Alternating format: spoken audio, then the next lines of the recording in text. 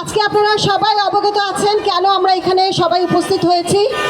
গোপালগঞ্জে আমাদের জাতীয় নাগরিক পার্টির নেতৃবৃন্দের ওপর যে হামলা হয়েছে তার প্রতিবাদে আমরা এখানে বিক্ষোভ সমাবেশে আছি, সবাই জমায়েত হয়েছি।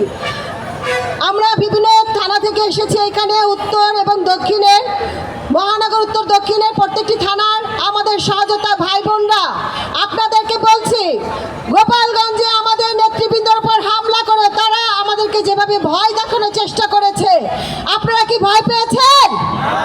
আমরা কেউ ভয় পাইনি। আমাদের ঢাকা থেকে যদি লং মার্চ শুরু হয় গোপালগঞ্জে যাওয়ার উদ্দেশ্যে আপনারা কি যাবেন? আমরা সবাই প্রস্তুত আছি। মৃত্যুকে আমরা ভয় করি না এবং ইনশাআল্লাহ করব না। আমাদের মাথায় কাপড় বাঁধা আছে। আমরা আমাদের নেতৃবৃন্দ যখনই আমাদেরকে বলবে যে আপনারা লং মার্চের জন্য প্রস্তুত হয়ে যান, আমরা সবাই প্রস্তুত থাকব। সেটা সকাল হোক, সন্ধ্যা হোক কিংবা দিবাগত রাত্রি হোক, আমরা সবাই প্রস্তুত থাকব। আর একটা কথা বলছি আপনাদের, আমাদেরকে অনেকে ভয় দেখানোর চেষ্টা করবে, ভয় কেউ পাবেন না। আপনারা যে থানারই হন না কেন, আমরা এগিয়ে আসবো, আমরা পাশে থাকবো ইনশাআল্লাহ।